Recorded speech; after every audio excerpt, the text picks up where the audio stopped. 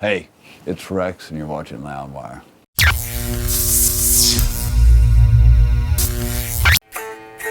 What's up, everyone? Graham from Loudwire here. Rex Brown invited me to his hotel room and told me to bring a camera. So I hope that means we're doing an interview. How you doing? I'm great. Awesome. You got a new solo album that's going to be coming very soon. I do. And it's cool to see you so excited about this because... I've been excited in a while. Yeah. And this is a real new side of yourself that you're going to be showing your fans because you're singing on it and you're playing guitar on it. Yeah. Yeah.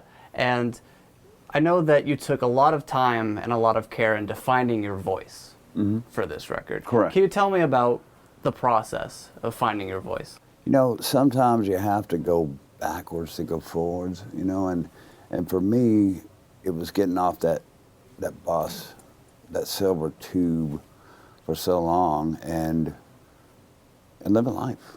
It was just Lance Harville and I just put this record together, and I found that just this amazing drummer in Christopher Williams, and Caleb Sherman mixed this thing, and just the four of us, basically. And I had Peter Keys also that plays with Leonard Skinner on about 4 tracks.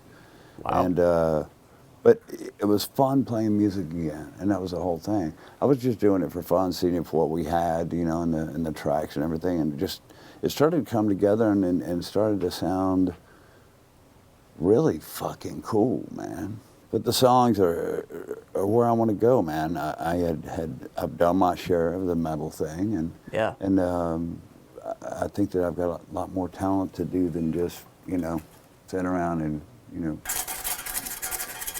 no Right. thanks. I mean, talking about your career, there's always been the aspect of tone that's been incredibly important. You've always had a very distinct tone.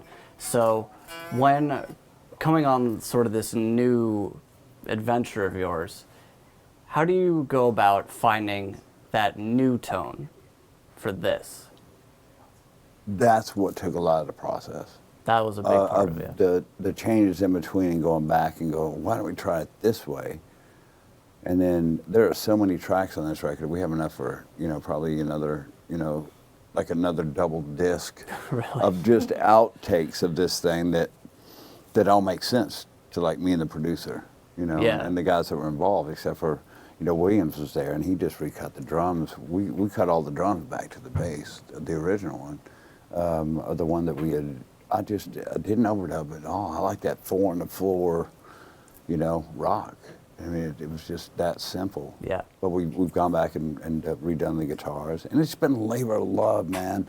I'm just letting the wind blow. You know, that's all that you can do these days. And you know, I've had just a magnificent career, but man, I'm still young. I still got a lot of fire and fucking hell in my ass. You know. Yeah, that was interesting. That makes me remember a time a little while ago when I was talking to you, and we were talking about B.B. King. You had just seen B.B. King in New York City, and we were talking about how great, you know, he still was at that point of his life in, I think, his late 80s. And I was wondering, I was like, do you think you'll be around that long? And you said, probably not. God help. When's the last time you felt this positive and this inspired about writing music? I've always felt that way on every probably record I've done. Sure. But, there are those special moments in your life. There's those special little tunes, man, that, you know, I've only written 200 or more in my life, just that are published. Yeah. You know, or whatever. So there's certain moments on this CD where, you know, it grabs me still, even though I've mixed it like 28 times now, or more. You know, and it still has that power with, you know, and I want to make sure that all these mixes are going to be, you know, you got to put the cart before the horse, you know. And luckily, a lot of our fans got to listen to a little cut of one of the tracks on the Loudwire podcast. What's the reaction on that one? It's been good. Cool. A lot of people have been listening to it. It actually did our podcast like bigger numbers because of it. So we got to thank you for that as well. No problem. And a lot of people definitely are interested. So I really don't care what people think. You know, I do, you know, down in you want at least some people to like. down inside, but at the same time, you know, if you're looking for a Pantera record, this is not it. No. It's more of a, you know, it's just, it's where I'm at musically right now. You know? And I feel good doing it. So why not put it out? I mean, you know, who wants to just put your stuff on a back burner and never, you know, put it out? Do you think you're going to be touring on this? Oh, absolutely. Totally, yeah. Are there any plans right now? Yes, they are. Yeah? Anything you could speak of? We'll let you know here in about 2 months. 2 months? Oh, okay. But a full-on tour? I don't know. How long, John? 2 months? 1 month? Maybe less. Maybe less. Maybe less? Okay. Who do you think your biggest influences were when it came to this new direction? Well, you know, growing up at Dime, we both were hand in hand. You know, going to dig. I think Dime had a lot of. It's kind of funny because Lance was a good friend of Dime's also, and I think we would look at each other weird, like something happened in the room in the studio. Kind of go, wow, maybe we're on to something, or maybe we're just tripping. You know, it wasn't that. It was just kind of, there was some kind of magic was in that air, and so, you know, being around Dime the way he played was just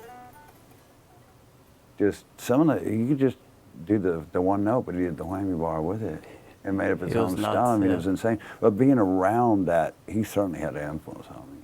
Wow. You know? So as far as guitar-wise, a lot of the parts like Cowboys from Hell, that's me playing. Yeah. On the track. Wow, So- really? So, wow, so recording guitar is really not a new thing for you at all. I couldn't be happier, man. I'm kind of pinching myself. Yeah, I'm really? going, wow, you know. It's really, really cool. We'll get some new stuff soon. Get ready for the new Rex Brown